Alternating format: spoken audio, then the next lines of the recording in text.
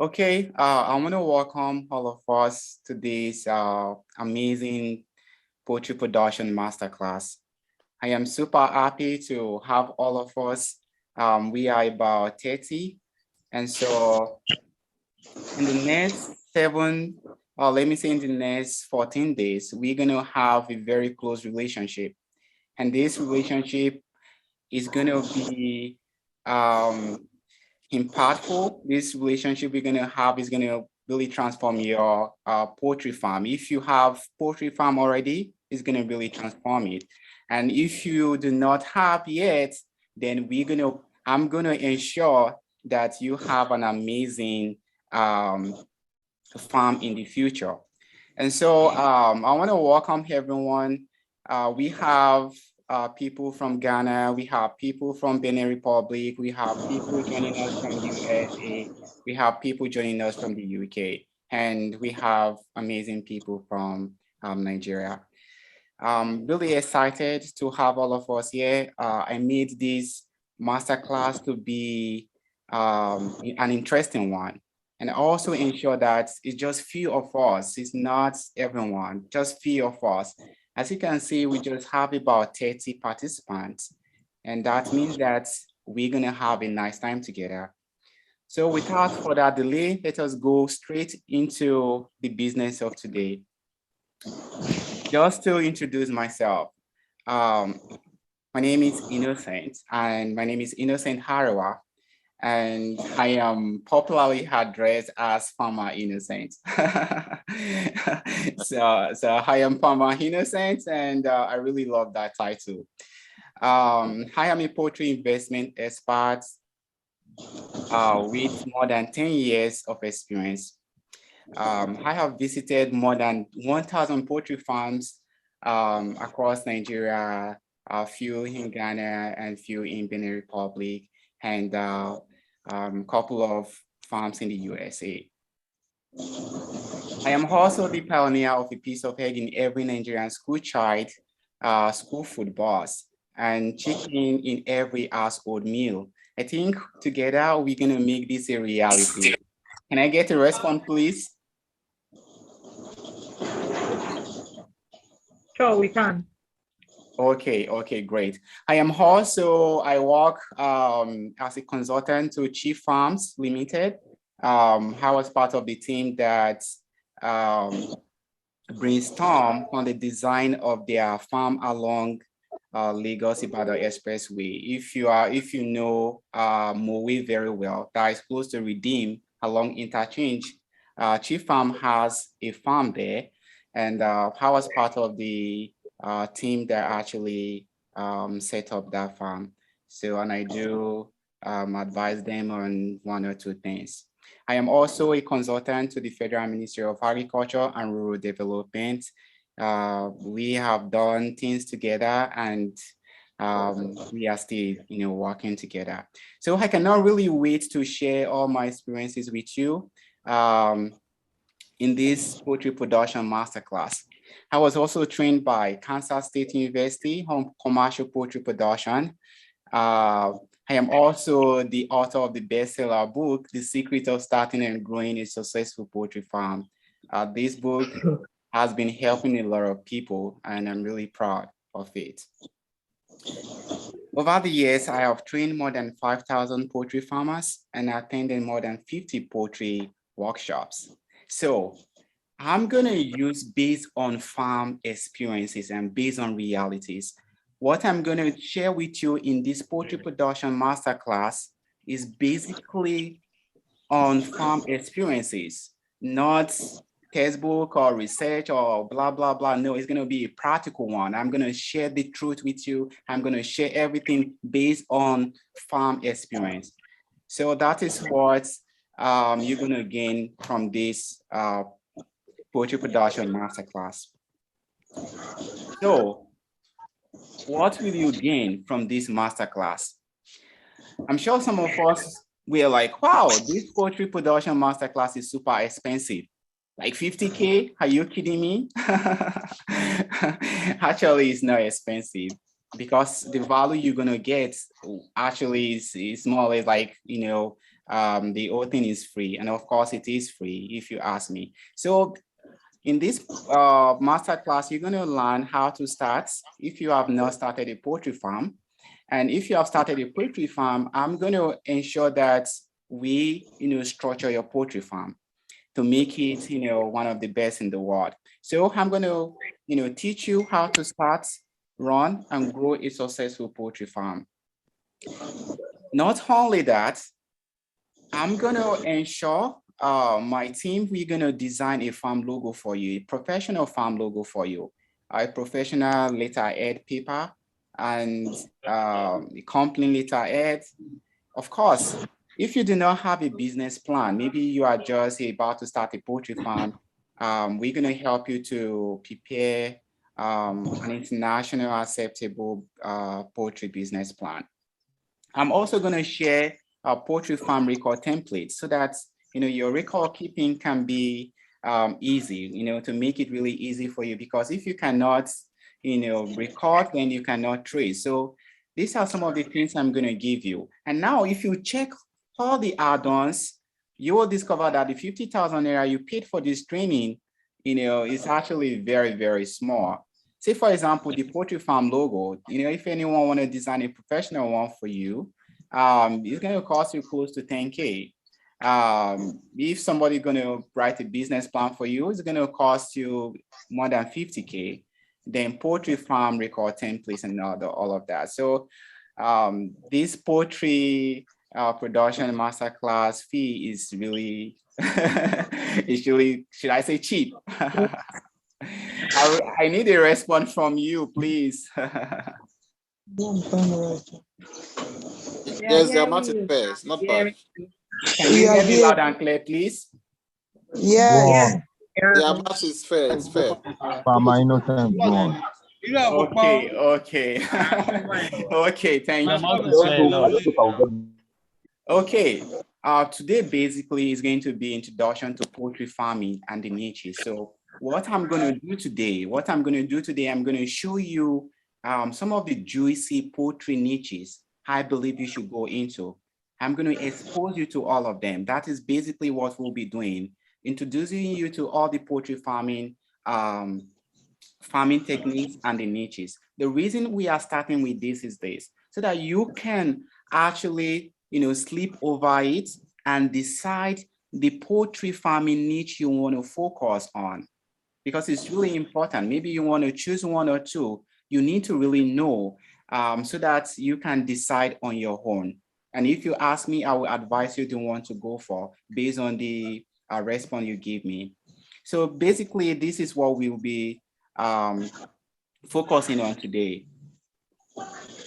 So at the end of this meeting, at the end of this class, you will know the exact niche or combination of niches you would like to specialize in. So that is just the aim of today's class. At the end of today's class, you should confidently say, okay, I want to go into meat processing, or I want to go into egg production, or I want to go into broiler production. And if you already have an existing farm, then you can now, maybe add or remove and concentrate. Now, why poultry farming? We have so many agribusinesses out there. Why poultry farming? According to Dr. Akiwumi Adesina, by 2030, the size of the food and agribusiness in Africa will reach $1 trillion. And that is an amazing amount. And so he was saying that, so if you are thinking of how to make money, that is the sector to be in. And I'm saying this, he's talking about agriculture, general agriculture. I'm gonna, rephrase it, that if you are thinking of how to make money, poultry farming or poultry industry is the sector to be in. Why? Because poultry farming, there's an existing market for it. When it comes to poultry, you don't need to do much marketing. For example, if you are into egg production, you don't need to really do much marketing. In fact, people are looking for egg right now as I'm speaking. Egg is hot, like hot cake right now. The industry is underserved, Can you imagine that people are still importing chickens into Nigeria? They are smuggling it. Why? Because the industry is actually underserved. Secondly, people cannot do without chicken and eggs. There's no substitute. There's no substitute at all. If you ask me, what do you want to substitute for eggs? Absolutely nothing. Egg is actually one of the cheapest protein source, and it contains almost all the nutrients. And so people cannot do without chicken and eggs, and that is the industry you should be in, and you should be proud to be in. Now, you can start at any level and scale up. When it comes to poultry production, you don't need to really start from, start really, really big. No, you can start at home. How if I start sharing with you so many people that started poultry farming at home, and right now they have, like 10,000, some are having like 70,000 capacity poultry pen. You'll be amazed. So many stories I can now begin to share with you. These are not stories that people told me. No, I was part of the success story. And so you can start at any level and scale up.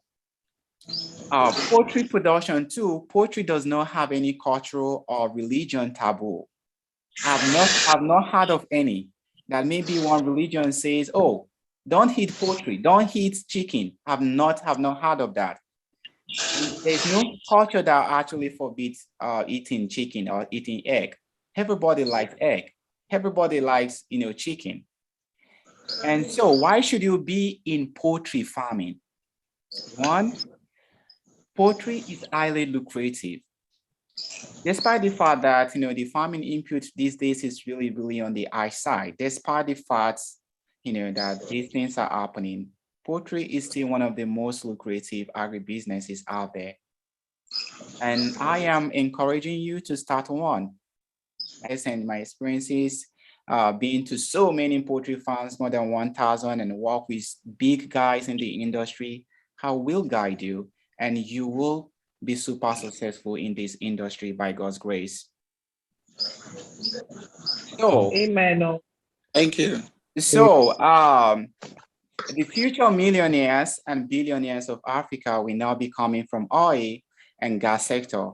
They will be coming from the agriculture sector. And I will say that the large percentage of the people of these billionaires and millionaires will be, from the poultry industry. So Dr. Adesina was saying that, but I want African countries, he's saying he wants you to know or to look at poultry as a business, not as a way of life. Some people are still looking at poultry as, is it not, backyard something, the one we used to see at the backyard? So no, poultry is not like that. And so nobody smokes gas, nobody drinks oil, but everybody eats food. So food is critical, and that is what Africa has a comparative advantage in. And I would say we have a super comparative advantage in poultry production. And this is why I am going to cheer you on to really go into poultry production, because it's one of the most lucrative agribusinesses out there. Now, when it comes to poultry, or when it comes to any business, I have seen this, my clients that I've worked with, some of them that are not successful, or some of them that are struggling. One of the things I actually, attribute to that is just one, vision. Some of them do not have any vision at all. Some of them just start poultry farm without having a vision, without having plans in place. And so they garbage in and garbage out. And this is not, I don't want this for you. That is why I'm sharing this with you. So you have to have a vision. There's no any good enterprise, that just start out of the blue. So you have to have a vision. And that is why I'm really hammering on this. Now, because you don't want to start like your backyard, you don't want to be like struggling poultry farmer out there, you must have a vision. Do you want to have a farm like this? Can you see how beautiful this farm is? Even your Yes. enemy, if you bring your enemy to this farm, your enemy will actually hate you the more. Can you see how beautiful it is? This is a farm of someone with a vision. You know, everything is well arranged. Can you see the landscape? Can you see the way the pens are arranged? And so the people I've worked with, we ensure we plan the farm and ensure we have phase 1, we have phase 2, we have phase 3. I usually ask when the client asks that, hey, I want to start a poultry farm, I usually ask them, how many capacity do you want to start with? That is number 1. How many capacity do you want to have? Some will say, well, if I have 100,000 capacity pen, I am okay. I am not going beyond that. Some will say, I need just 10,000 and I'm fine. Some will say, I need 500. I've never seen or heard of anyone who kind of dream of having 1 million chicken capacity poultry pen. Nobody has ever told me that. And so I am charging you today that you can have one of the biggest poultry farm in your state, because we have so many mouths to feed. We have so many mouths to feed. Our population is growing. In Ghana, the population is growing about 30.8 million people, and that population is growing. In Nigeria, we have about 206 million people, and that population is still growing. In Benin Republic, because we have people from Benin Republic in this masterclass, that population is growing. And so we have more people to feed, and that is why you need to dream big. However, you can start really small. You have to start small and scale up. That is what I usually advise. Have the vision that you're going to have a very, very big poultry farm, but start small. We're going to have, if you actually ask me, I will tell you, you should start really small, phase 1, phase 2, phase 3, and be scaling up. So that is how it's supposed to be. So what kind of poultry farm do you want to have? Is it this type or this type? I need a response, please. I would like the first one. You like this? Yes, this one. Also like the first one. The first one is nice. It's nice. The first one is Okay, nice, why? yeah. Why is it nice? And it's nice and organized. It's nice Looks and organized. organized. Great. It is very nice because you know the structures are well planned. You know, Absolutely. that's a very good arrangement, and it looks very beautiful as well. Yeah, absolutely. You are right. Okay, from my own thoughts, I think the first one can equally be the second one. It Okay. depends on how the farmer handles the situations Okay. of his own farm. Okay. Because no matter how well structured is it, if it's not organized, it's not organized. So it Yeah, can be that's littered, it can be Structure isn't everything in poultry Okay. business. What really matters is the management system. You know, you can have the second one and become this very first one Yeah, if there's a absolutely. good man. Yeah, exactly. And so I'm sure you can actually start from here. You can start from here. This is a low budget poultry pen.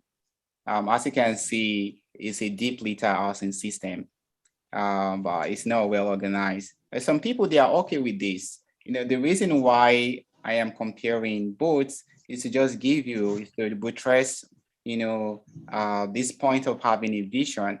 So anyone that has a vision, we start from here and, you know, become this kind of farm. So that is basically the reason I'm sharing the two pictures with you, so that you have a vision. You have to dream big. You have to dream big. Don't just say, well, let me have 1,000 chickens and I'm okay with that. No, you are building a business that will outlive you. because that is what I'm gonna share with you. A business that we outlive you, a poultry farm that we outlive you. So vision, basically, your vision will determine if you will have this or this. Your vision will determine if you will have this or this. So the ball is actually in your court. So let us enter the business of the day. What is poultry farming? What is poultry basically? Because most people do not really know this. Most people do not know this, and I need to really clarify on this. So what is poultry? Most people assume that, oh, poultry is just chicken, you know, once you hear poultry. Okay, let me ask, what comes to your mind when someone says poultry? Birds. What comes to your mind? Birds. Okay. So imagine someone says, I'm into poultry farming. What comes to mind? Is it birds or chicken or turkey or quail? What comes to your mind? Let's general. Speaking. Okay. Okay. The word poultry applies to all domestic fowl raised either for their eggs, their meat, or both. Poultry is just, you know, it's a word that groups chicken, turkey, quail, and the rest of them. But the major one that people actually focus on is the chicken and the turkey. Quail, well, people are still raising them, but you know the demand is not that encouraging. So people are still keeping them. I have clients with Demand is not encouraging when it comes to society. Exactly. Sorry to cut you short. Exactly. No, you can talk. Anyone can respond. I want this to be interactive. So the quail market is not encouraging. There was a client of mine. She started quail stuff. You know, she's this kind of religious person, and she was like, "Well, if you eat quail, quail can heal you of so many things." So she went into quail production, like more than 1,000. Can you imagine? More than 1,000.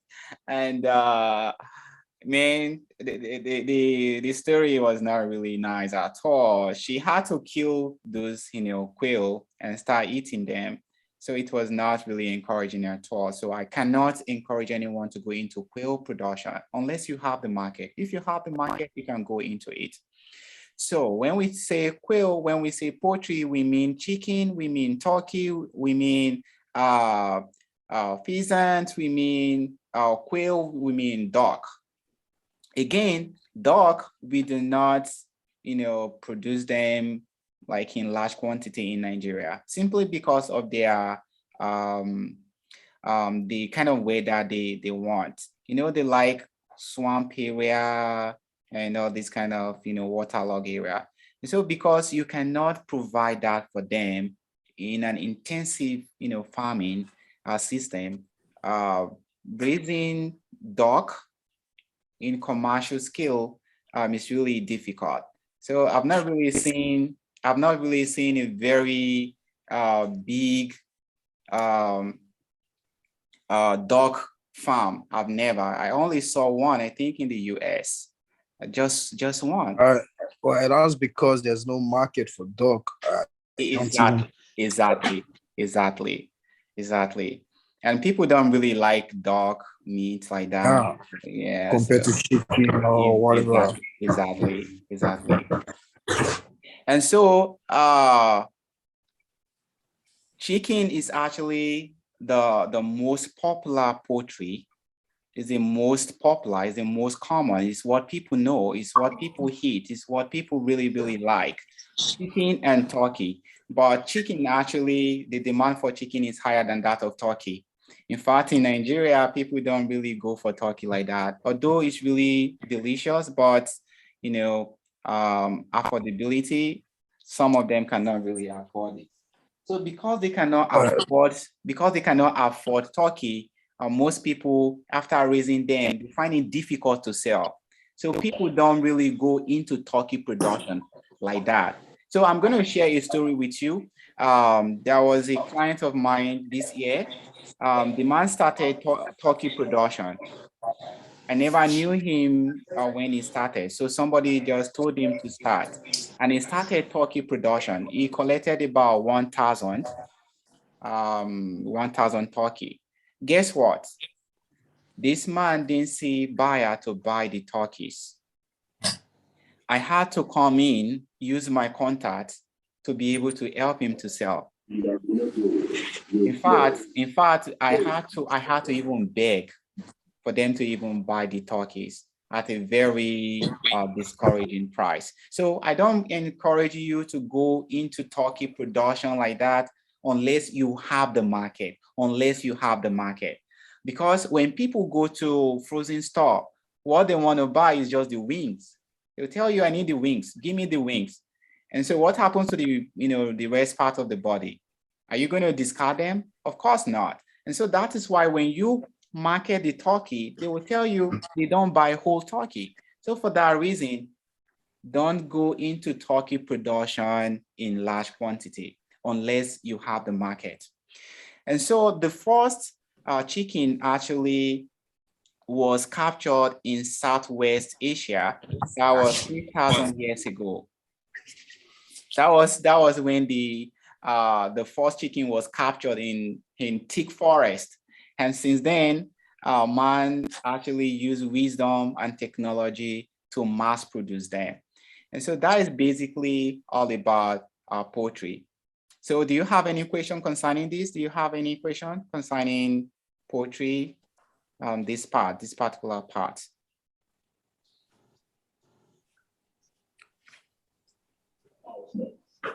I need to respond, please. Can you hear me? Yes, I can hear you. Yes. Okay. I hope we can hear me clearly. And if you don't strain your ears hearing me, you don't strain your ears hearing me, so that I can speak at a very slower pace. Like I'm not sleeping. You're loud Why are you and not clear. sleeping? Yeah, okay, you're loud and clear. Okay, sir. So, common poultry terms. Go ahead. Yes, Yes, I can hear you. Okay. Common poultry term. I want to share this story with you. That was back then when I was really interested in poultry. That was in 2004. I can't really remember again. So I started, poultry, and I was really confused about the poultry terms. And at times I would hear birds. I was like, birds? How can you refer to chicken as birds? I also hear them talking about pullets. They kind of confused me back then in 2004. And I believe so many people like that. Most of my clients, when I'm using poultry terms, they find it difficult to understand. So that is why I said, okay, let us touch some of these poultry terms so that you get along pretty well. So layers, you'll be hearing layers. I have layers, farm, blah, blah, blah. It's actually a hen whose primary purpose is to lay eggs. So they are female chicken whose primary purpose is just to lay eggs.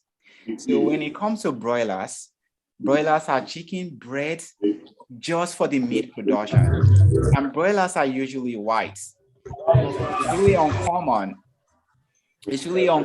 You cannot see, non-white broiler. Nah, it's really not common. It's really not common at all. So broilers are usually white in color.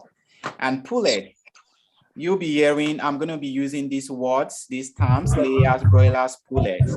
A pullet is a female chicken, typically under 1 year of age. So when we say pullets, we are referring to female chickens. Can There's you noise. mute yourself, please? Otherwise, I will mute you. Can you mute yourself? I've muted everyone, so you will not be distracted. So if you want to say anything, you can just unmute yourself. So pullets, a female chicken typically under 1 year of age. And when we say pullet, we mean a baby turkey. So we don't say chick, we say pullet. That is a baby turkey. And parent stock. A parent stock is a special chicken used to produce layers or broilers. I'm going to explain this. Parent stock, they are special. They are really, really special chicken. Can you mute yourself, please? They are special chickens. And the way we treat and handle and care for parent stock is out of this world. If you have ever seen a parent stock farm before, you would actually know that we pamper parent stock. Parent stock, they are more or less like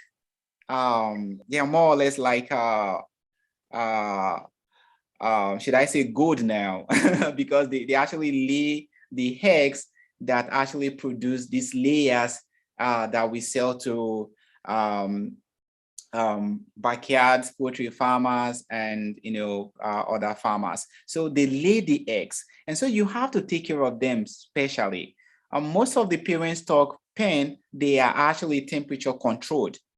They are temperature controlled because if there is any variation, too much variation in the temperature, too much variation in the humidity, there's going to be an like adverse effect on the egg as well as the chicken, as in the chicks that will be produced from those eggs. And that is why we take special care of parent stock.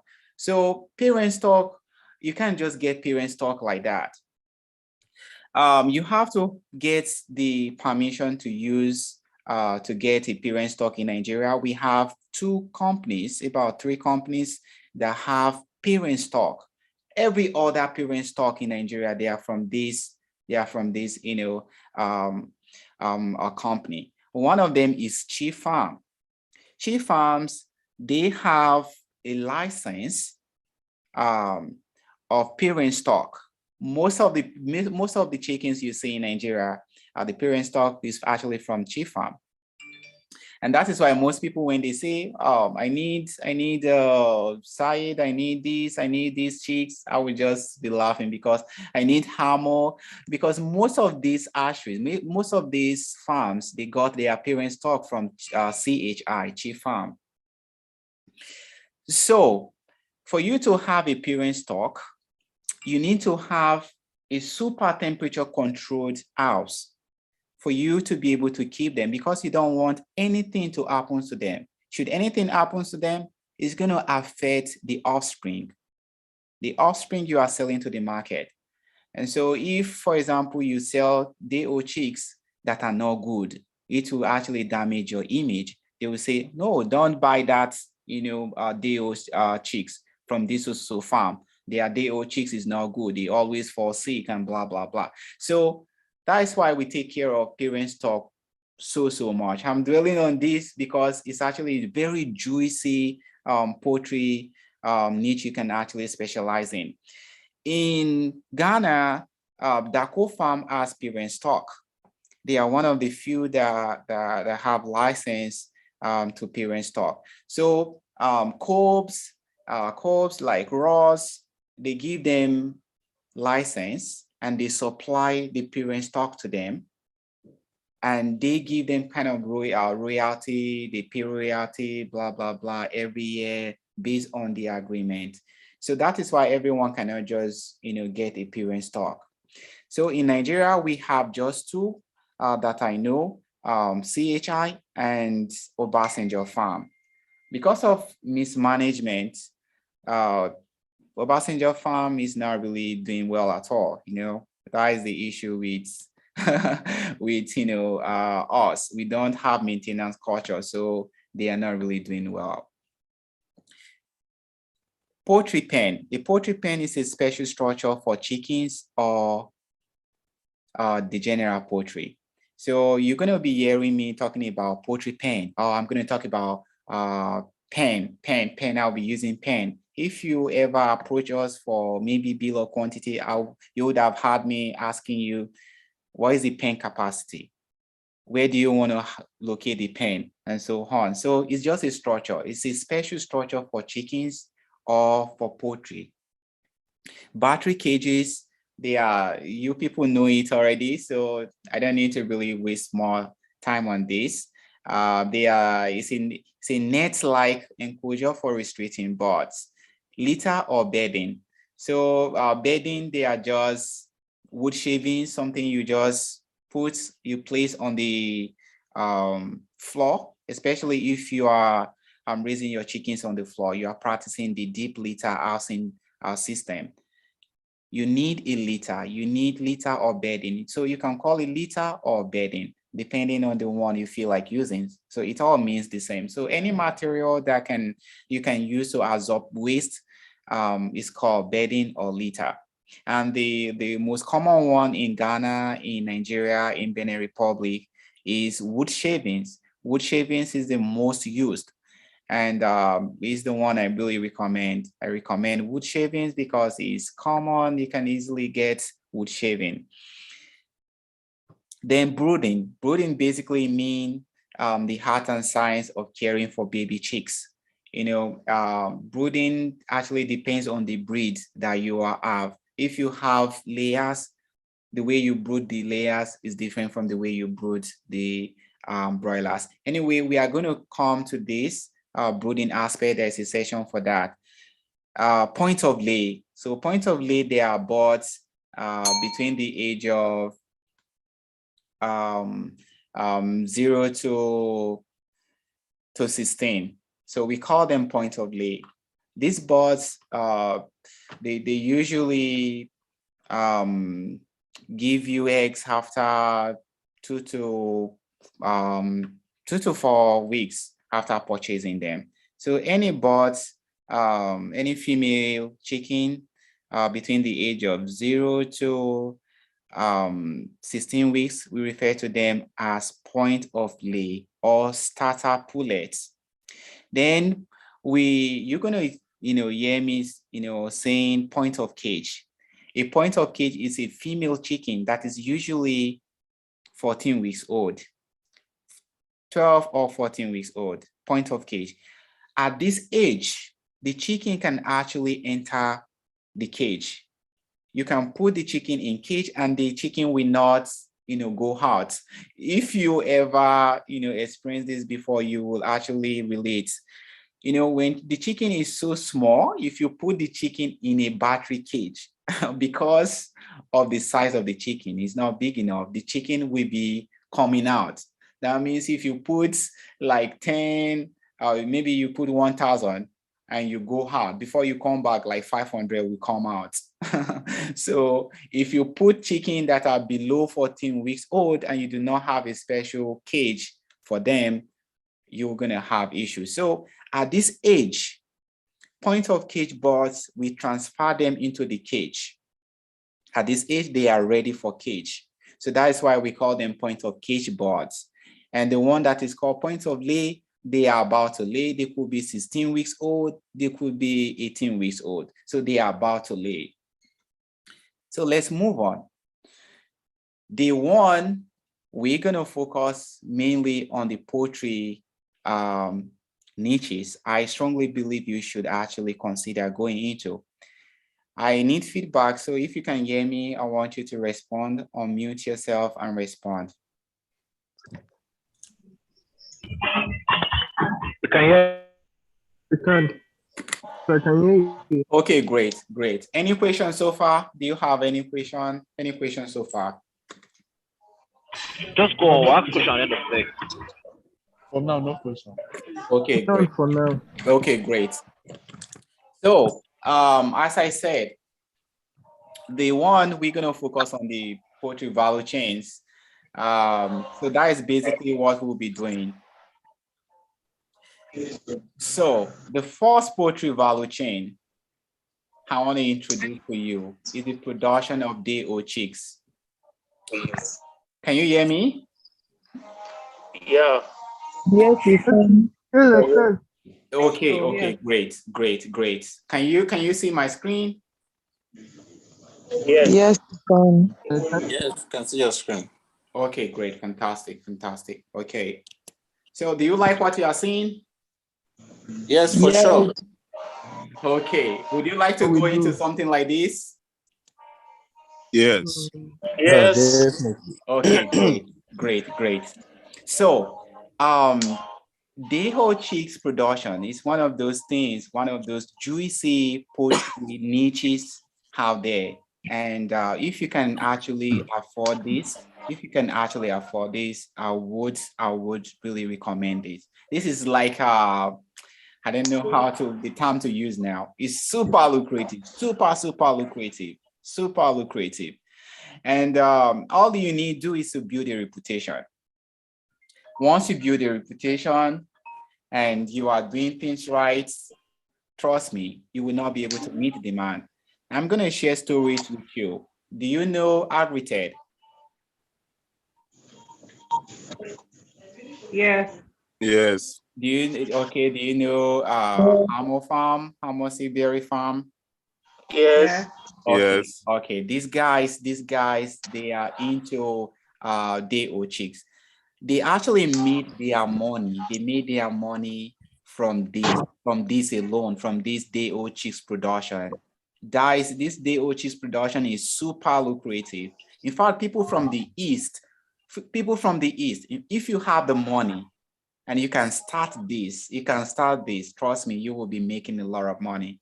People from the east, if you are from the east here, this should be part of your vision for your farm. You can start small anyway.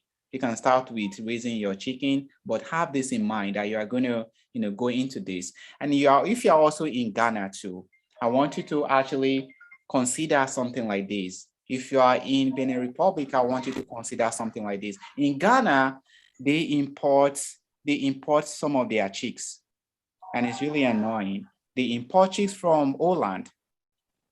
About 60%, or let me say about 80% of the chicks are imported into Ghana, and we shouldn't be. It's more or less like you are giving your money to them, like you are creating job for them, and you are increasing unemployment in your country. So it is something you can do. Dako Farm, they actually have this. I've been there, have worked with them before. So they have hatchery, and although poultry is actually not, it's not really embraced like that in Ghana, but you can actually change it. You can change it. Instead of them importing, you can be producing for them. If you are in Nigeria too, it's something you can do. It's very juicy. If you are in Benin Republic, it's something you can do. You can start small and scale up. It's a good business to do. So that is one of the niches you need to consider. I've been talking about the advantages. Now the disadvantages. The reason why everyone cannot go into, or most people cannot just start day-old cheese production, is because it is capital intensive. It is really, really capital intensive. If you want to have an industrial incubator, like industrial hatchery like this, you're gonna spend just one machine, you're gonna spend close to 150 million. I'm talking about Naira now. You're gonna spend close to that amount, just having a standard 150 million, if it is not even more than that. Now to get the manpower, people with experience to man that hatchery for you is another issue. But thank God we have highly experienced people now that are actually doing amazing stuff. So if you want to start, get in touch. There is no issue about that. Then I want to draw your attention. About, let me say, 90% of the farms that are into day-old chicks production in Nigeria, they are foreigners. They come to Nigeria with absolutely nothing. Come to Nigeria, and what do they do? Because they know this is very juicy, producing day-old chicks, that is what they start. The owner of Agritech, this guy is an Israeli guy. And when he came, although he came into Nigeria a long time ago, more than 20 years ago, and he started building his brand. He came with nothing, absolutely nothing. And he started this. Amos Iberi, they actually came set of Indians. They were the one that started the Hamo that we know today. They started it and started this DO cheese production. I think at some point they got tired and transferred it and sold it to some group of Nigerians. And those people, they revived the company and they have been doing really amazing. So this is a very good business. Let us open our eyes into this particular niche. It's a very, very good niche, and I'm really encouraging all of us to go into. If you can actually, get the fund, I'll encourage you to start it. It's a very good niche. The second niche, I'll be introducing you to is the production of feed. In poultry production, 80% or 85% of the production cost is actually feed. Feed actually takes the 80 to 85% of the production cost.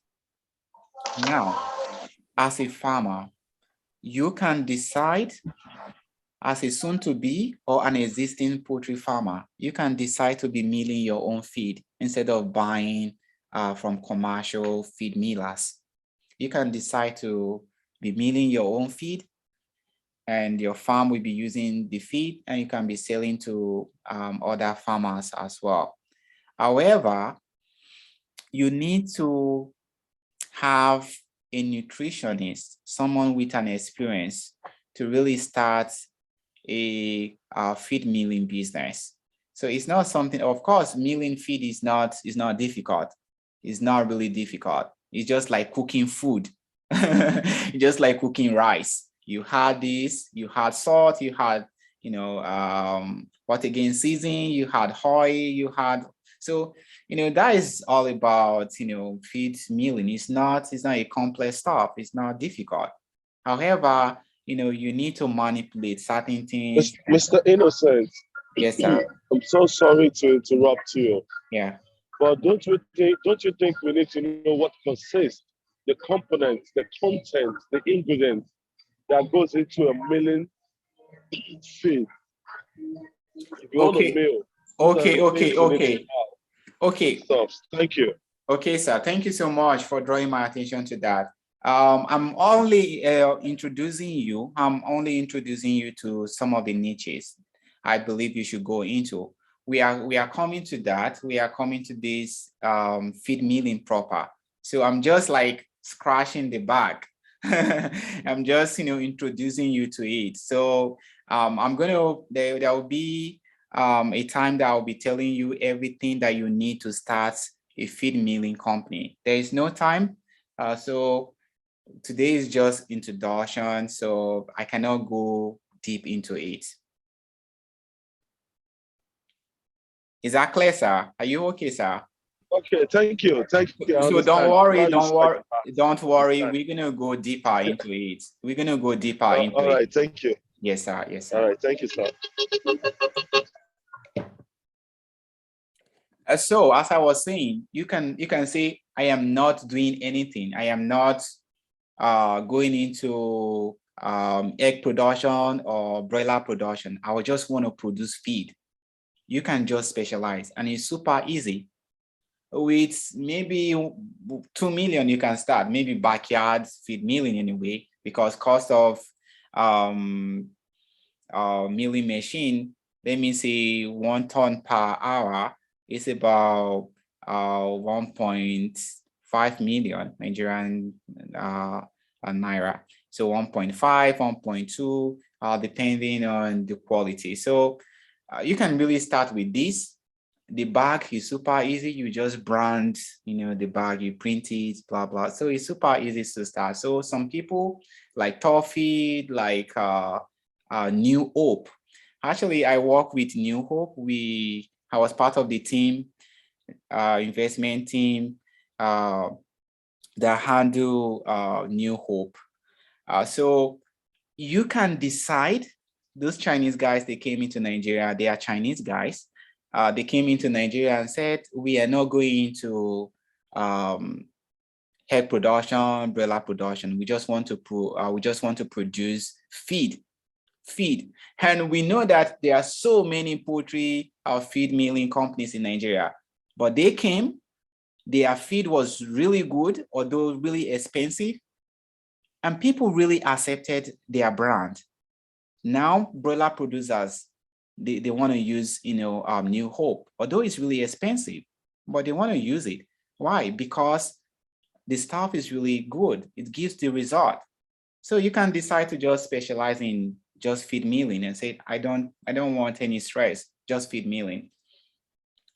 So that is it. The next one, the next poultry niche I would like you to go into is a poultry farming inputs. You can decide not to have poultry farm. As I said from the beginning, this is poultry production masterclass. And this is not just to teach you how to farm. No, I'm going to teach you all the businesses. You can decide not to go into egg production, just to sell poultry farming inputs. And it's super, super lucrative.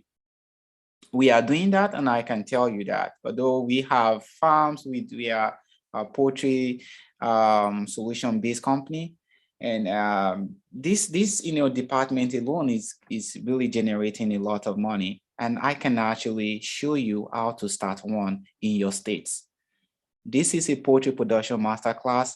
Anything you want to do, ask, and I will provide you with all the information. No any secret, no hidden secret. I'm going to tell you how to start. Say, for example, you want to start selling cages. I will tell you how to start it. I will show you how to start. If you want to start selling the drinkers, the feeders, you want to start selling the drugs, you want to start selling anything that has to do with poultry farming inputs, you can do it and you will become successful. So the value chain, the poultry value chain is so massive that anyone you choose is really juicy. Anyone you choose to specialize in, you will really make it. So you can decide, like this drug you are seeing, most of the drugs in Ghana, in Nigeria, in Benin Republic, they are imported. You can, and some produced in Nigeria. Now you can decide to be producing these drugs like we are doing. You can decide to even, just contract it. Maybe you see a drug, you can contact anyone from here, or maybe you are in the US or in the UK. You can say, well, I want you to produce drug for me. They will produce it, put your label, and ship it down to Nigeria. But the thing is, you need a NAFDAC registration, so you need to do that. Once you do that, you don't need to produce it in Nigeria. Give them the label, give them what you need, and they will produce it, and you ship it down to Nigeria and you start selling. You can decide to do any of these, and you will make it. So it's an actually amazing niche you can specialize in. Do you have any question concerning this so that I can move on? Yeah, Mr. Innocent, the question I have is, to sell the drugs, do you need any certification or license? No, not at all. You don't need at all. No, I don't need to be a vet before I can start selling this poultry. No, you don't need to. Okay. You don't need to. Thank you. And if you even check, if you check your local store, most of them, they are not veterinary doctors. They are not. Some of them even don't know the drugs. They are just selling. They are just selling. You have them to give you antibiotics, they will just give you nonsense. Some of them, they are just selling. They don't really know all this stuff. They are just selling. But you can start your own in a professional manner. Maybe you can, if you want to start really, really big, you can get a vet and say, okay, you can hide under a vet and just start really big in case, but for now, Nobody is disturbing anyone that want to sell drugs for now. Thank you. Okay, any more questions before I proceed to the next poultry niche?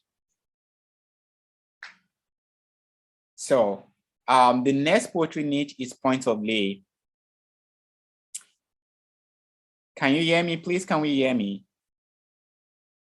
Yes, yes. I can hear you. Yes, yes. Okay, sir. Okay, sir. So point of lay, you can decide to just specialize in raising point of lay. So your own, you don't want stress. You don't want to produce eggs. What you want to do is just have a standard poultry farm where you raise female chicken called pullets, raise them to 14 weeks or 16 weeks and sell them. So within 3 months or within 4 months, you would have made your money. So you raise them for 4 months, sell them out.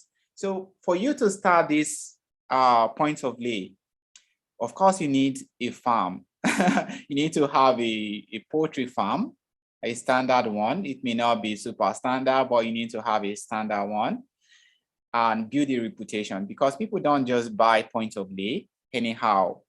They want to know that the point of lay is from a good source. And so if you want to start this, it's a very good business to start. At least if you are making, let's say, 100 per board, 100 naira per board or 200 naira per board, depends on how you can, reduce the production cost. It's actually a decent profit. So within 4 months, within 3.5 months, you would have gotten your money back. And there is a high demand for this. If you are in the east, if you are in the north, if you are in southwest, there is high demand for point of lay. Some poultry farmers, they cannot wait for 4 months. They cannot raise chicken from day old to 4 before. No. They want to buy point of lay. They are looking for a reputable farm with track record to buy their point of lay. And so if you start your own point of lay farm, tell other farms around you, even outside your place, or tell us, we will sell the point of lay for you. But the thing is, for poultry care to sell your point of lay, our vets must visit your farm, because we don't just sell anyhow point of lay. We sell point of lays that we are so sure of. We are so sure of the medication and the vaccination program. So you can start your own, just the point of lay. Once it is 14 weeks or 16 weeks, you sell them to other farmers. There is market, there is demand for it.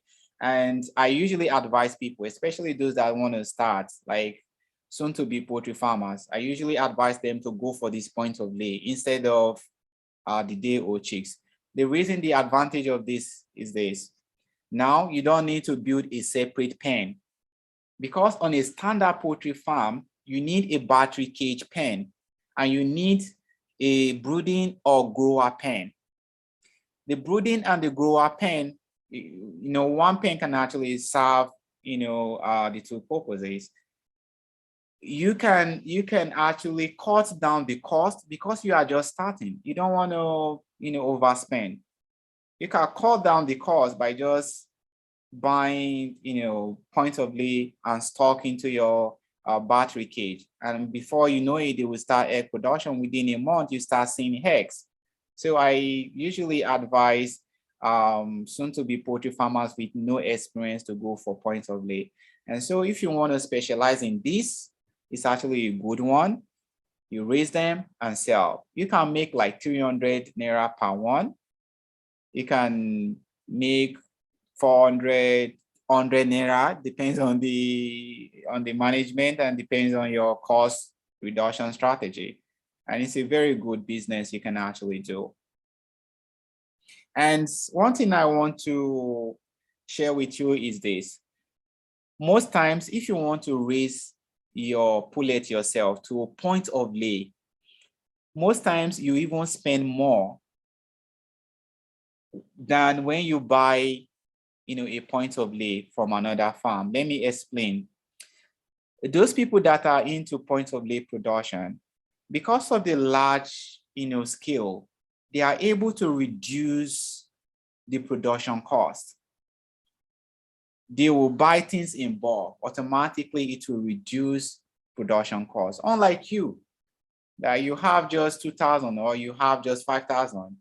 A point of lay farm usually is about 20,000, 5,000, 10,000 upward. And you can actually reduce, they can actually reduce their production cost. And so they can sell to you at a price that even when you produce by yourself, you cannot beat that price. So it's actually something you can actually go into, and you can also buy points of lay.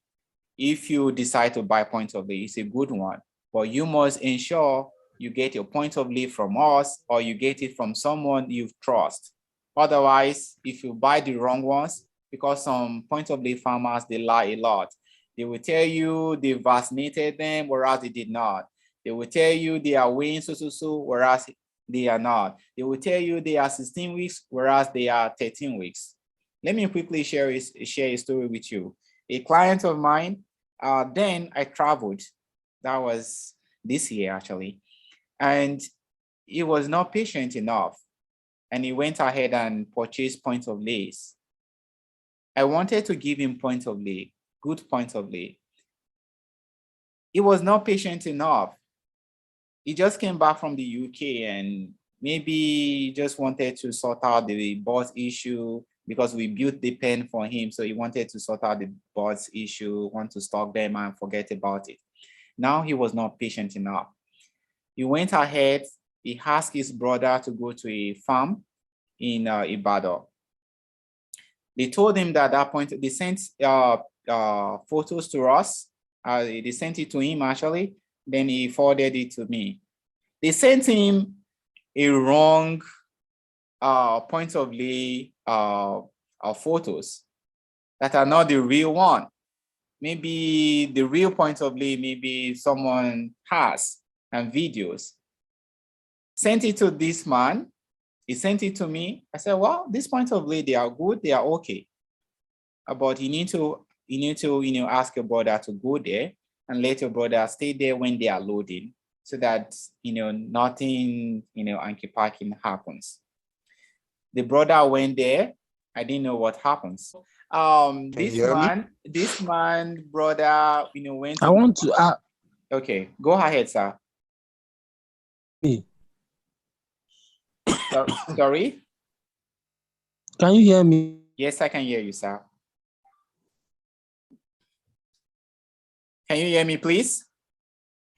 Yes, we can hear you. Yes, I thought you wanted to say something. You can go ahead.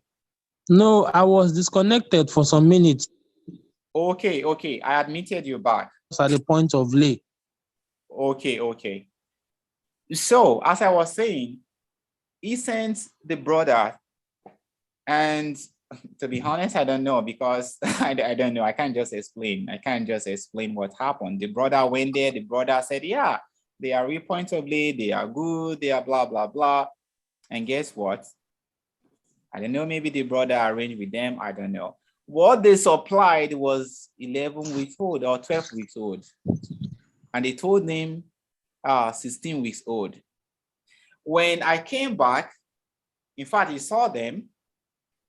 And he was like, is it point of lay? I said, no, this is not point of lay. This is not point of lay. This cannot be point of lay. The balls, they were so small, maybe 12 weeks or 11 weeks. And they sold it at the rate of, 14 weeks or 16 weeks. So these are some of the things you need to actually, consider when you want to get point of lay. You have to do your due diligence. If you're not getting it from us, get it from someone else, but make sure you carry out due diligence. Make sure that it is not underage, and make sure that you weigh them. When you want to buy points of lay, make sure you weigh them, make sure they are weighing they have the correct weights of their age. Otherwise, when you buy a bad point of lay, it's more or less like you inherited problems. One, you will feed them for a longer time before they will start laying. This client of mine, boss, they stay for like more than 8 weeks. Can you imagine something they said was point of lay? The point of lay is supposed to start laying within 1 month. Like worst case scenario, if all things being equal, within 1 month, they will start giving you. Some of them, as soon as they clock 18 weeks, they will start giving you. Most of my clients, their boss start laying eggs, some even 17, some 18, they will start egg production. So you have to pay close attention. And if you want to go into point of lay, make sure that you are doing the right thing. Do not cheat anyone. Raise good point of lay. If you raise good ones, say people will be booking ahead because people like good things. So create that niche, create that name for yourself, raise good point of lays, and trust me, people will be booking ahead to get your point of lay. So it's a good poultry niche to go into. Any question? Yeah, Mr. Innocent. Yes, Yes, sir. I actually want to ask a question. Okay, sir. You said it all actually when it comes to buying a bad point of lay. But the thing is, the point of lay, what about, for instance, the point of lay was actually brought at the accurate week of lay pointing. Okay. And maybe something went wrong. There was complications from feeds, from air, ventilations, and all sorts, because anything can go wrong. Exactly. That could make a production not go smooth. Not to even talk of having an average production. What about, for instance, maybe feeds go wrong, ventilations go wrong, or probably the management itself went exactly wrong? What happens when you're buying exact week of point of lay rather, and you are not getting the results that should come out of what the lays should be? Okay. So let me rephrase. You want to know what should be done when you are getting bad results from a point of lay. Is that correct?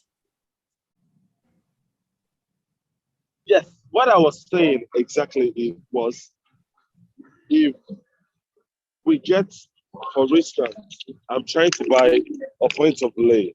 Okay. For instance, let's just assume, okay, I try to just jump on getting a point of lay, and the long run, maybe some complications might have happened. It might be through vaccination, it might have been through feeding, it might have been through management general, might have been through different things.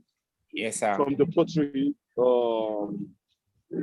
general. Yes. What happened if it's not just the exact week to start laying, and something else has happened? How will you know this point of lay are intact and they're going to give at least 80% of the results?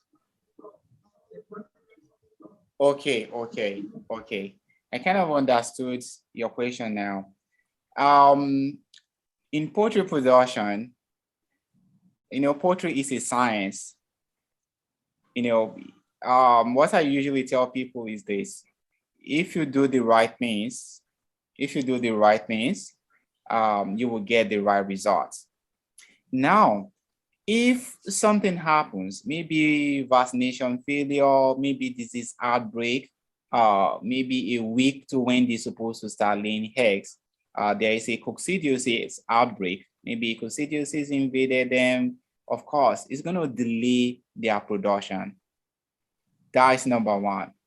Secondly, if they are not weighing the right weight, for example, before a layer will start egg production, that layer will weigh at least 1.5 kg. If the chicken is not weighing 1.5 kg, that chicken will not lay. And that is why we have issues whereby a chicken will stay on the farm for up to 25 weeks, 23 weeks before they start egg production. The reason is simple. They are not matured enough to start laying because they're supposed to have a particular body weight, and the standard body weight is 1.5 kg. Any bird that does not weigh 1.5 kg will not lay. Secondly, if the management is wrong, it's going to affect it. Because if you have good birds and you are not managing them well, you are not giving, maybe you are starving them food, water, they will not perform. They will not lay when they're supposed to lay. Say, for example, we supply a point of lay. Even ventilation will cost a lot of money. Exactly. So I've been to so many farms. You see some poultry farmers, they will construct because they want to cut down costs. They do not seek professionals. They will just construct anyhow pen. The air direction is not well. The poultry farm is not well structured. The cross ventilation is poor. The whole place is stuffy. Tell me, how do you expect the chicken to perform well? They will not perform well. So if the management is wrong, to be honest, even if they give you the best of point of lay, the birds, they will not perform well. Secondly, if you are underfeeding them or you have a staff that is not feeding them well, because that is the case. I've seen so many things across Nigeria. I've seen so many things. A farm manager will be serving 12 bags instead of 15 bags and saving like 3 bags every day. However, if I begin to share stories with you, you'll be amazed. And so, it boils down to the management. If all things being equal and you get the good point of lay, your boss will lay at the right time. Have I answered your question, please? Yes, fair enough. It's fair enough. Okay. But if you need more clarification, please let me know. Yes, I actually would like a lot of clarification. Okay. Because when it comes to not taking care of a chick from a day old.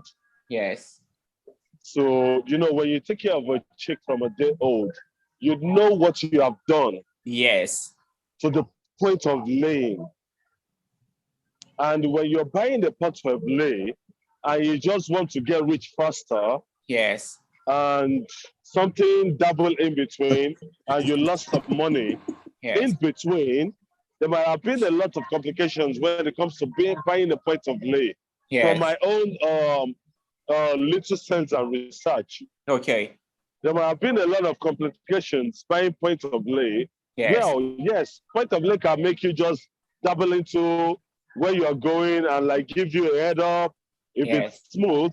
Yes. But it's not always smooth like every other time. Yes. So first timers can get into a point of lay. First timers like me can get into a point of lay and get swindled. Not really swindle, but just because we are looking at the return invested, and we just want to, start getting some couple of funds in return. I know we are into business. Yes. You understand? So I could, for someone like me, I could be so vast and like, oh, point of lay is what I'm going for because it can start laying, I can start making my money. Yes. And at the long run, I could go on the wrong side and I'm going to feel as if nothing was even happening entirely. Yeah. And I was just on the wrong side. Yeah. Yes, I don't know if I'm actually saying it's coming from me, right? But if there are complications and it's complications sometimes, the little one can mess up the whole business. Yeah, yes. And we won't even understand what actually went wrong. We will feel we're doing the right thing. So if you can only find people that are reputable. Yes. If Point of Lay is actually ideal, Yes. Should we go for point of lay or point of lay because we want to recoup what we have actually invested, or probably should we go through the roots from the day old, grown, so whatever challenges that point in between, we could face it anytime it comes on. Okay, great. I really like your question, and I think so many of us will learn in the process. So of course, anything that has advantage, has disadvantage. So point of lay, getting point of lay has advantages. It also has disadvantages, and I think based on experience, the disadvantages outweighs the advantages. So I would be honest with you, that is the truth, because this poultry production masterclass is just the truth. I will be telling you the real truth. Point of lay breeders or growers, they want to like maximize profits. Most times, instead of them feeding them well, they will not feed them well. And so if you have the structure, as a starter, most time you may not have the money to have two structures because you will need a grower house and a battery cage pen. Since you cannot, if you know that you have the money, you really have the money to have the both structure, fine, and you are patient. So I usually ask people, are you patient enough to wait for like 5 months before you start seeing your egg? Are you patient enough to pass through all the challenges you are going to face from day old to that 16 weeks or 18 weeks? Do you have the funds to have a separate pen and all that? If the answer is yes, I always tell the person, go and get your pullets and raise them by yourself. At least you will know that you administer all the vaccines, you are confident that you feed them well. And if anything happens, you will not blame anyone. So I would advise, if you know you have money, if you know you have the time and you are patient enough, brooding by yourself is the best. The best, that is the best. It's just like you raising your own child.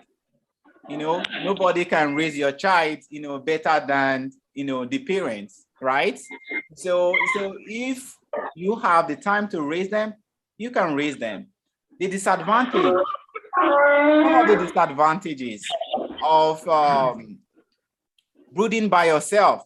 One is this: imagine because you do not have the knowledge of brooding, and now we supplied, let's say 10,000. Because you do not have experience, I'm telling you this based on what we have experienced in the industry, like our clients. Some of them, they do not have this experience. They will say, don't worry, we have this guy who is good at brooding, just supply. We will supply, and after, let's say 2 months, they will just lose about 40%. Let's say 1,400 birds just die. You understand what I'm saying? So that is one of the disadvantages. If you do not know how to brood them and there's disease outbreak, it can wipe out the whole thing. That is one. And you can lose a lot of birds because you are just learning and all that, making mistakes. So it has advantages and disadvantages.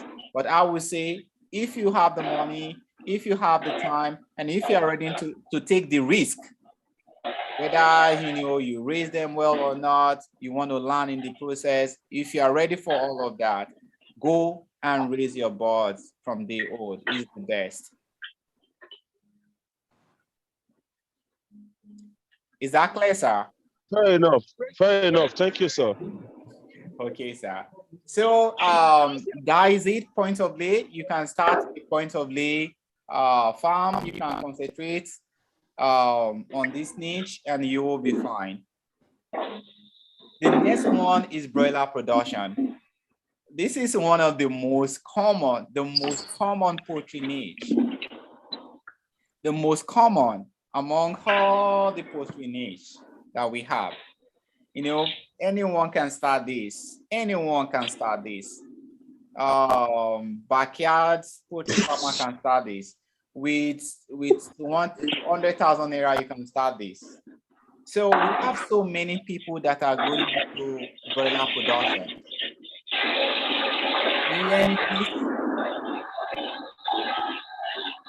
Infinite Smart 5.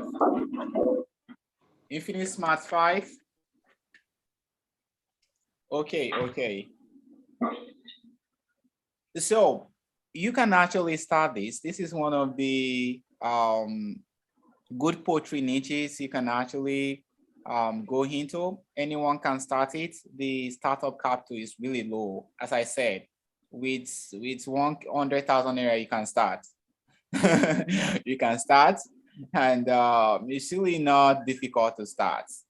So I would advise you to start this if you know you have the market. So I'm going to talk about the advantages. You can easily start broiler production within 5 or 6 weeks. You know, your return on investment will eat your bank account. That is one good thing I like about broiler production. I like it. I really like it because of the return on investment within 6 weeks. You know, you would have gotten your return on investment and you would have known your fate. You would have known your fate, whether you are going to make money or you are going to, you know, trade at loss. You would have known within 6 weeks. So I like broiler production. Unlike layers, you know, you have to wait for a very long time before you start seeing your money. But the broiler production, within 6 weeks, you would have gotten your money. Maximum 8 weeks, you would have gotten your money. So those are basically the advantages. Now, these are the disadvantages.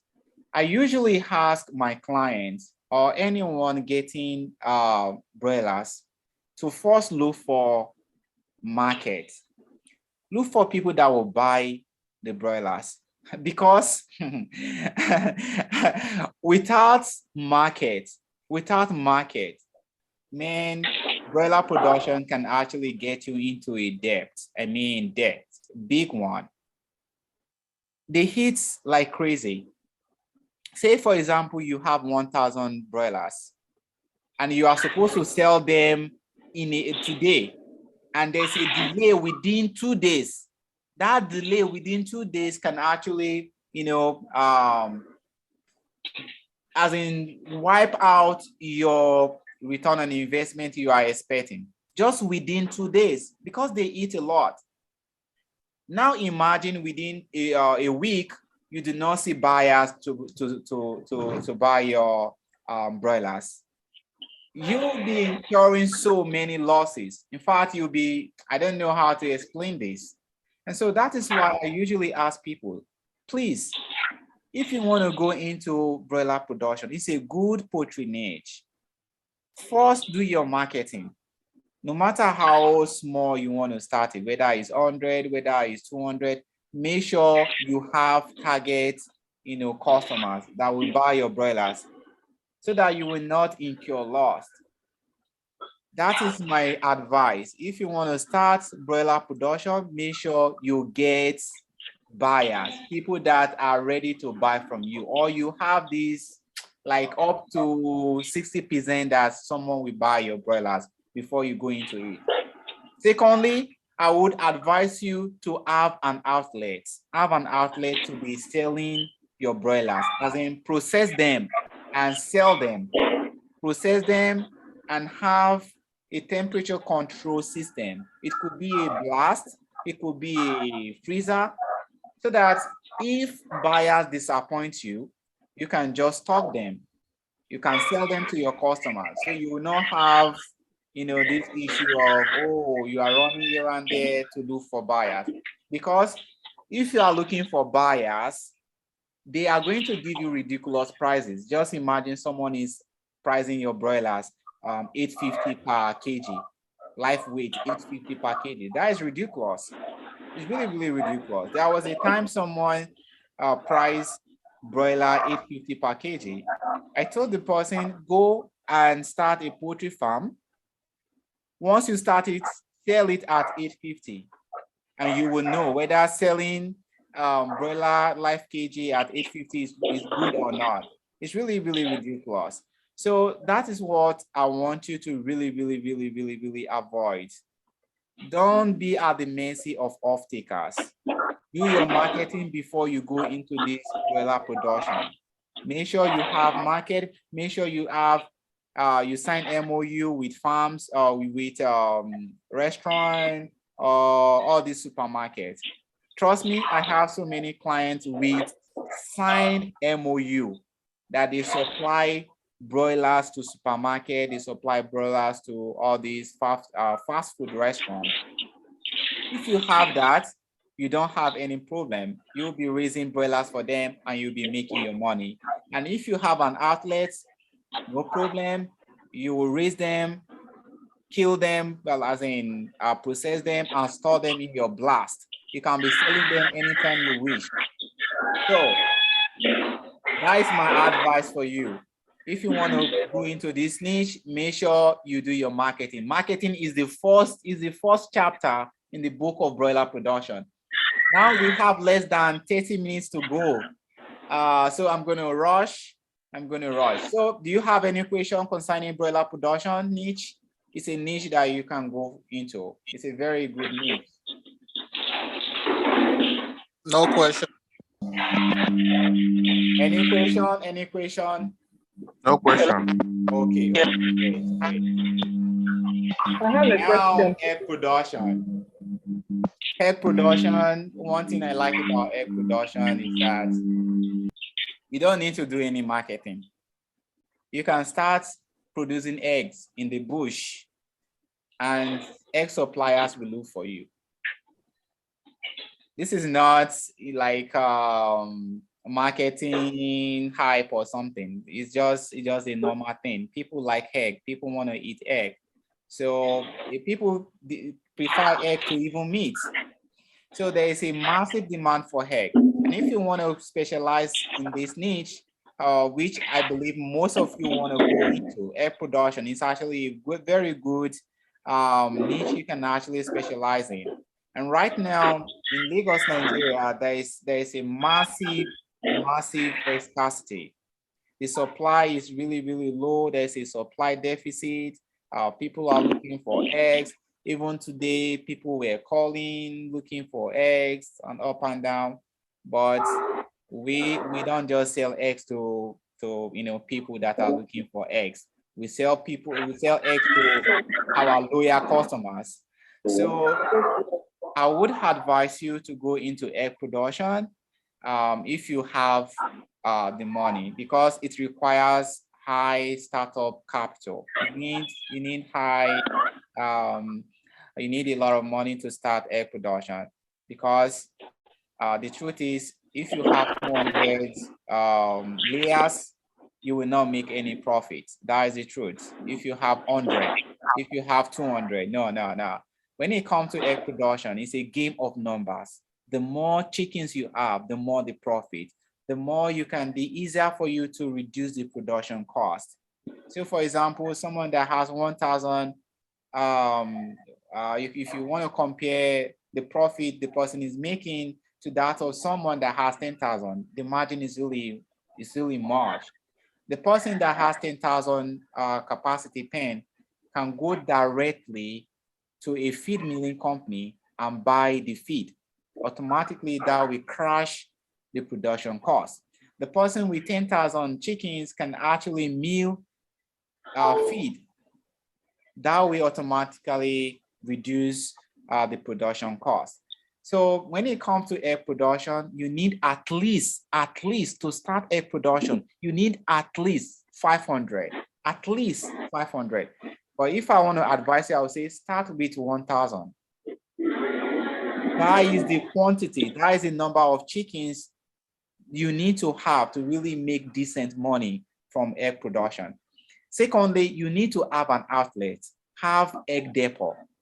When you have egg depot, you can sell at a higher price. Say, for example, people are coming to your farm, like egg suppliers, egg distributors are coming to your farm. Because if you start your own egg production, they will come to your farm and buy.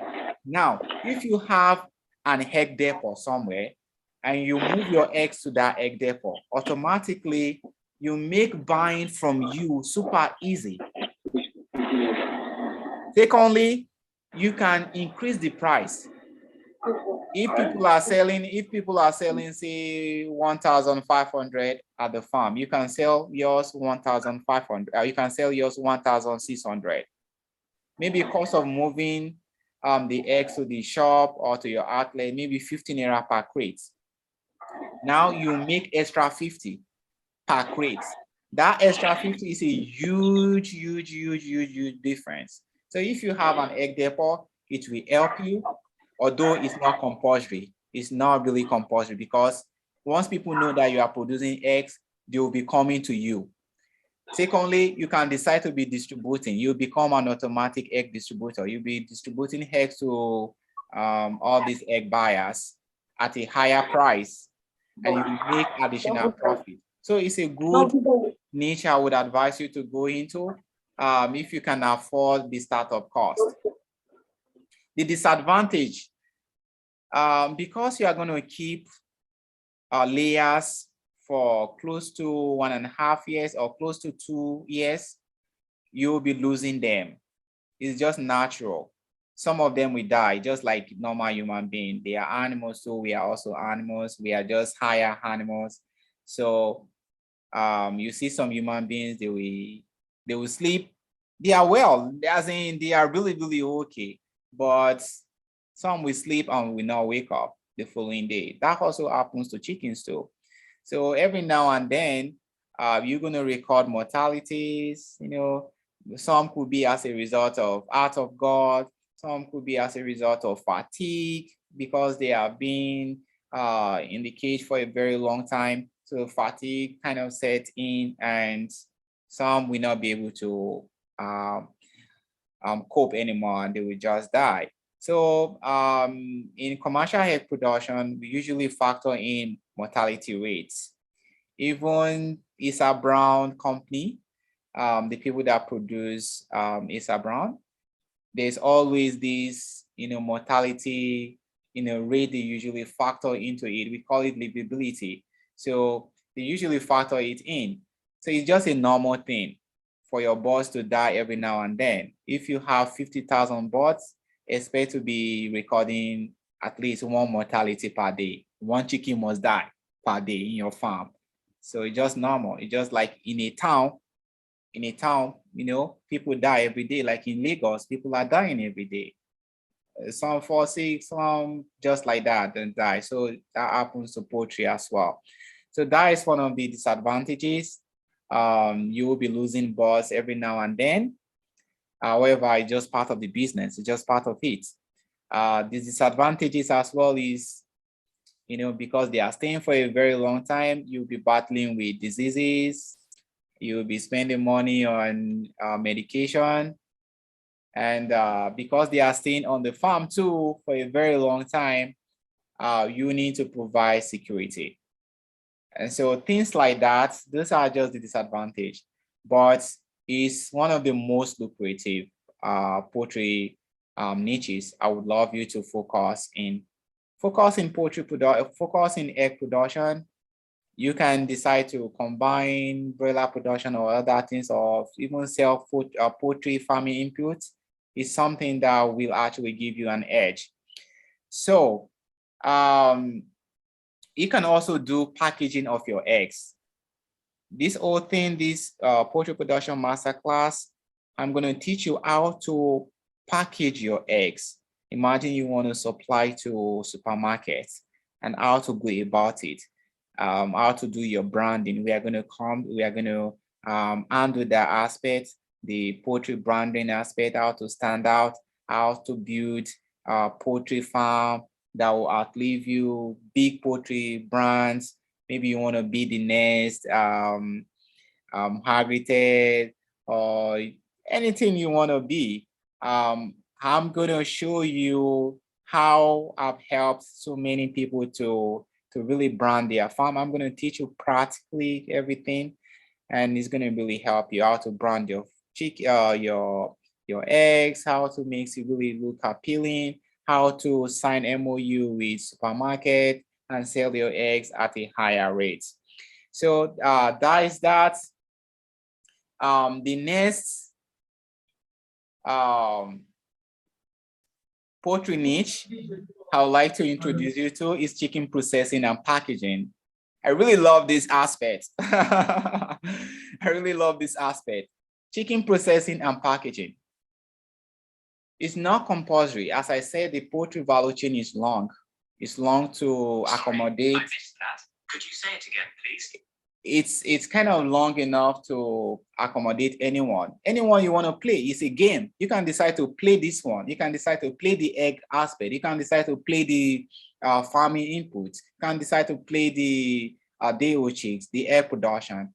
This one is a cool, poultry value chain I would like you to really consider. Chicken processing and packaging. Some people, they don't raise chicken at all. They don't have business raising chicken. What they do is they buy chickens from poultry farmers, have a processing center, process the chickens, package it well, and sell to supermarkets, supply to frozen stores across the streets, supply to fast food restaurant, and they are making cool cash. I mean, cool money. They are making a lot of money. So this is a highly lucrative niche I would consider you have. If you are going into broiler production, I would consider that you have a processing unit. You must have it. You must have it if you want to make money. And if you don't want someone, if you don't want to work for someone, because, you will raise broilers and someone will buy it at a ridiculous price and sell at a very good price and make the money instead of you making the money. So you can raise the chickens, process them, and sell. It's a very good start. So can you see the way it's done? I'm gonna, touch this, I'm gonna go deeper, how to start chicken processing. There is a session for that, training for that, how to start, all the equipment that you need. And some will say, well, I need NAFDAC. I need NAFDAC registration number. If you are in Ghana, you need food and this thing. If you're in Benin Republic, you need certification. No, you do not need. You do not need. How many people do you see? How many chicken do you see NAFDAC number on? I want to really, give you this assignment. Go to any supermarket around you. If you are in Ghana, Darko Farm, of course, Darko Farm is super big, and so they are dominating the packaging, chicken packaging in Ghana. They have NAFDAC number, or they have something that looks like NAFDAC number, which they have. But you don't need to start like that. You can start packaging your chicken just like this without any NAFDAC number, without any certification. All you need to, in fact, they want you to start first. Before NAFDAC will certify you, they want you to start. They want to see where you are doing this stuff. So how will you be starting with, how will you, have the NAFDAC registration number without starting first? So you have to start producing. Then with time, maybe after 5 years, if you feel, because we will want to go into this because we have seen that it's very lucrative. I'm telling you, facts, it's very lucrative. We want to start. We don't need to have a NAFDAC number to start. We don't need one. I don't need one to start. So it's something you can actually go into. I highly recommend this. It's a good poultry niche. You can start. But if you process one chicken, you are adding value to that chicken, and you can get at least 10% extra. Say, for example, you are selling a live body weight. Let's say 1,000 naira, or let's say 1,001. If you process that same chicken, you will sell a kg at least 1/4. You see, there's a difference, 300 naira difference. Let me assume, because this is what we do. We assume, or it's just a normal fact, that for you to process one chicken, you will spend 150 to process it. So if somebody is willing to buy the live body weight at the rate of 900, 1,000 from you, and now you are spending an extra, let me say 150. So 150 plus the 1,000, that is 1,150. Now you are selling the same chicken 1,400, 1,450, 1,500. In fact, if you have an outlet, you can sell it higher than that, like 1,600, 1,700. Can you see the margin? So that margin alone is really, really, tempting. So I highly recommend this. You do not need to have a poultry farm to start this, and you can have a poultry farm and add this to it. It's very, very cool. I recommend it. Do you have any question, please, before I proceed? Yes, I do. Okay, sir. Sorry, you said something earlier like it's normal, like a chicken should die. Yes, sir. How do we discover? How do we find out what causes the death of a chicken amongst many in the poultry farm? Okay. What really go wrong? Because what makes a chicken to die will make tens or hundreds or thousands to die equally. But what really went wrong?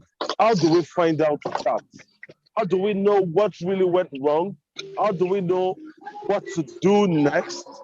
Because at a point when chickens start dying and the management now take it as an excuse to now do their backdoor thing and claim it on chicken die. How do we find out this situation?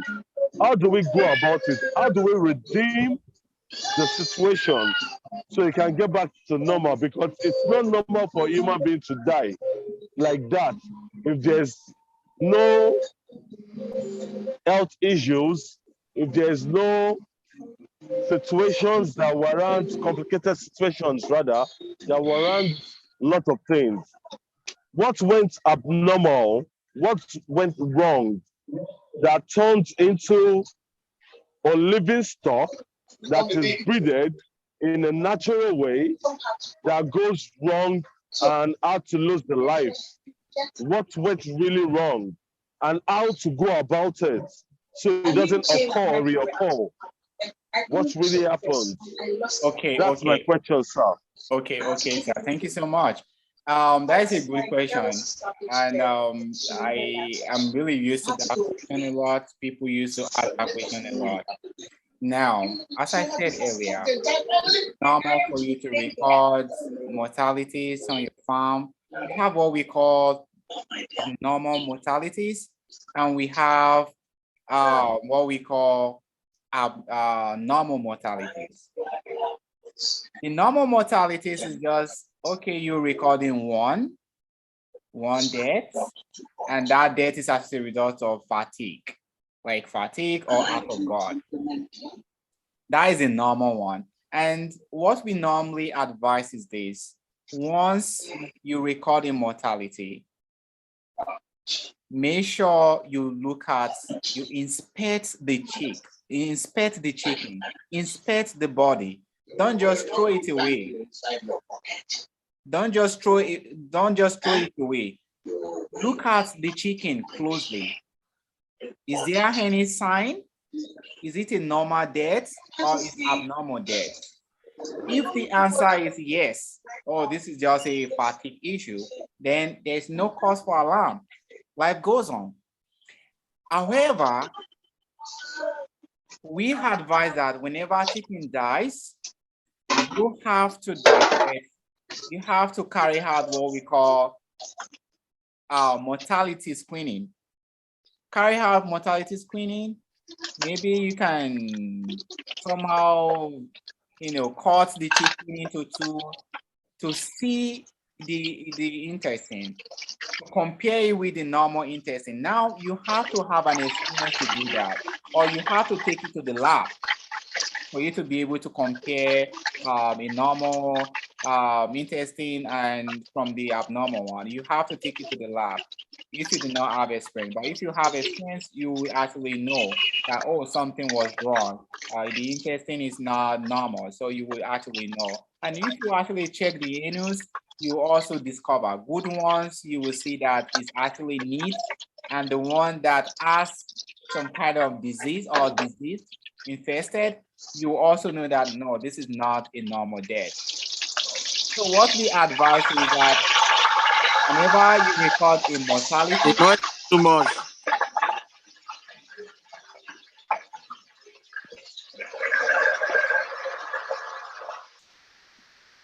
have muted everyone. So whenever you discover abnormal mortality, maybe you record 2 deaths. Maybe in a small pen, you recorded 2 mortalities. That is a sign that something is wrong. We don't need to go to any lab or poultry lab or something for you to know. You record like 5. Just one day, 5. That is abnormal. You don't need to really, check, or you don't need, something is wrong. The first thing you need to do is to take the mortality to the lab. Take it to any vet, experienced one, because we have so many of them that are not really experienced. You take it to the lab. If you are close, if you are around us, we take it to the lab and we carry out normal screening, like mortality screening on that particular chicken to know why that chicken died, so as to prevent others from dying.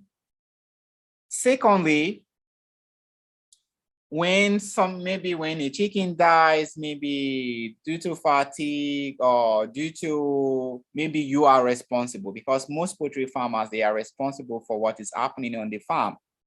Maybe the water they are giving them is infested, the water is poisoned or something, and the chicken dies. That is not a disease issue. That is mismanagement. So you have to find a way to really solve the problem.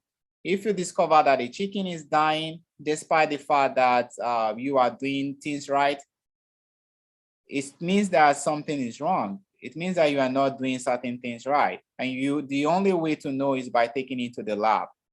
And if you discover that your farm attendant or your farm managers, they are taking advantage of that, maybe selling your chickens and telling you that it's mortality rate, you have to tell them to be keeping the chickens for you. You tell them they should not sell the chickens, because some farm attendants or farm managers, they sell their chickens to all these fish farmers or some people.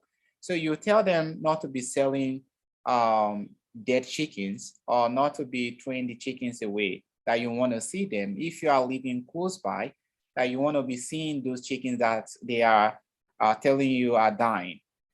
So basically, those are the things you need to do. And if you are taking biosecurity seriously, we are going to go into those things deeply, how to prevent mortality, abnormal mortalities on your farm, how to prevent those ones.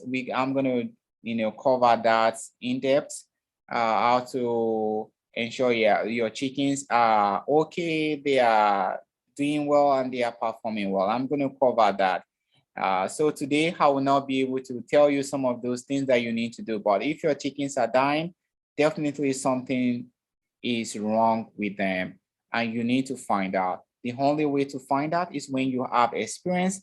Another way to find out is to take it to the lab, invite the vet, or take the mortality to the nearest vet doctor, and the person, the vet doctor, will tell you exactly what is wrong.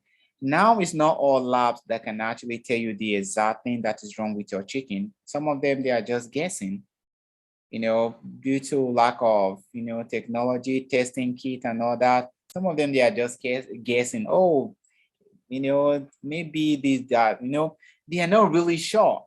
these are some of the things, some doctors, they will tell you the truth that, man, I'm not really sure, this test is not, but it's like this thing, or it's like this thing. So it's one of the challenges we are having. We do not have sophisticated labs that will tell you the exact thing, most time the accurate thing that is happening to them. But we have some amazing labs around Nigeria that are doing great stuff, and I must give them kudos. So we have labs that can actually tell you the exact thing that is wrong with your chickens. As I said, we have abnormal mortalities and we have the normal mortalities. If you record 2 deaths in a month, that is normal. If you record more than 2 in a month, that is abnormal. Some farms, if you have 3,000 and you are recording every week, one is dying, then you need to carry out tests. Maybe take 10 out of your flock and do a comprehensive screening on those chickens. You will know what is wrong with them so that they will prescribe the right antibiotics to use and solve the problem for you. So that is actually how to go about it. Then you check your water. Is the water okay? You check the feeding trough, because some farms, if you go there, is something else. It's so dirty. You check also the ammonia level of the farm. You see some farms, you go there, they are smelling. Tell me, how do you expect the chickens to be healthy? They are not healthy because the environment is not healthy. Of course, you cannot eradicate offensive odor on the farm, but you can minimize it. If you cannot eat in your farm, if you enter your pen and you cannot eat, that means something is wrong. So if you give them good environment and they are okay and they are dying, then it could be that they are infested and you need to take it to the lab and treat them. Is there any question, please? Yeah, please, I want to ask, in a case of a normal death, okay, normal death occurs in the pen, okay, is the fowl, is the bed good for human consumption? Is it safe for human consumption? Yes, of course, it is. It is safe. It is a normal death. It is safe. It's safe. It's safe. Of course, it's safe. However, a chicken that dies, based on my faith, we don't eat chicken that dies naturally on its own, unless you kill that chicken. That's when you can consume the chicken. However, so in essence, are you saying, hello, can you hear me? Sorry? So in essence, in constructing a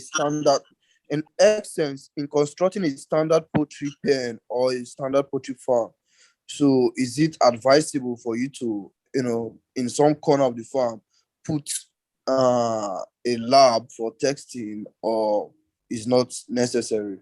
It's not necessary unless you have like 200,000 capacity pen, or you have 100,000 capacity pen, because the thing is, you need someone who is skilled. You need a diagnostician to actually man that facility for you.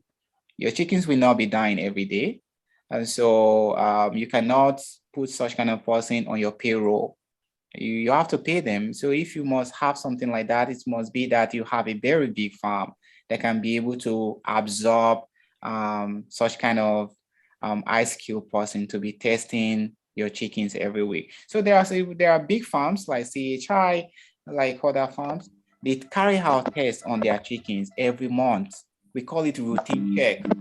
So every month we take the chickens to the lab, carry out tests to know whether they are okay, if there's something wrong with them and all that. So of course it is good. One of the ways to prevent all these abnormal mortalities is to carry out consistent, screening on your chicks, on your chicken, to know that they are really, really good, and to really maintain that. Okay. Sorry, I have a question. Okay. Sorry. Like when the layers start laying, what is the average age you can expect them before they die? Like how many weeks that's average that is normal? Like if they die before that time, they know that something is actually wrong. There is no chicken can die at any time. Chicken can die at any time. Yes, it's just like normal human being. You know, babies are dying, youths are dying, old people are dying. So chicken can die at any time. It's just that if they are dying in numbers, then you have to probe. You have to probe what is wrong. You have to be asking questions. As a poultrypreneur, you have to be asking questions. You have to know what is happening on your farm and differentiate, between normal and abnormal. If there's abnormal event happening on your farm, you should know that this is abnormal and you take action immediately. When it comes to commercial poultry production, taking interest in the daily activities of your farm is really paramount, because that will tell you whether your farm is doing well or not. So you cannot really prevent your chickens from dying completely, because death is inevitable. They will die, but the abnormal one is what you should not accept. If your chickens are dying in numbers, that is abnormal. If you are recording maybe 2 mortalities per week, that is really, really abnormal. And you need to take action. The only way to know what is wrong is by taking them to farm. And to really practice good poultry farming, you have to be taking your boss to the lab every month for screening.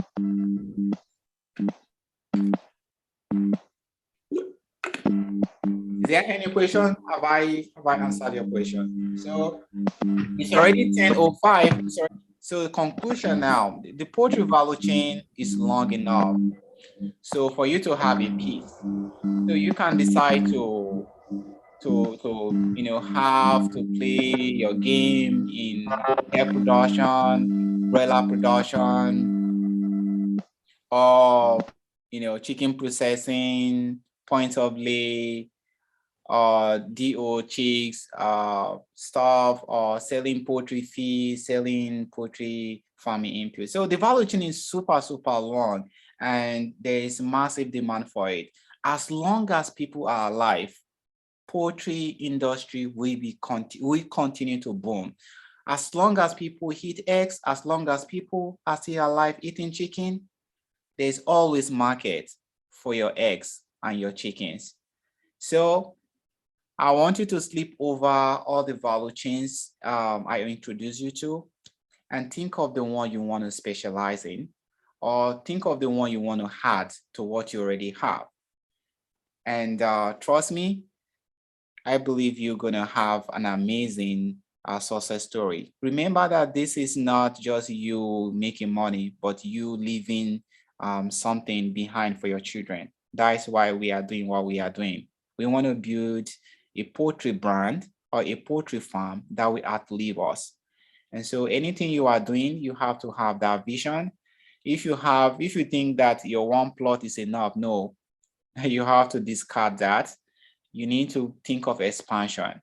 So think of the value chain you can actually add to what you have right now, or sleep over it and decide which of the value chains you want to play your game. And trust me, I'll be your cheerleader. I will give you all the necessary information that you need. We will do it together, and trust me, you will have an amazing result by God's grace. So that is the end. Thank you so much for creating time to join today.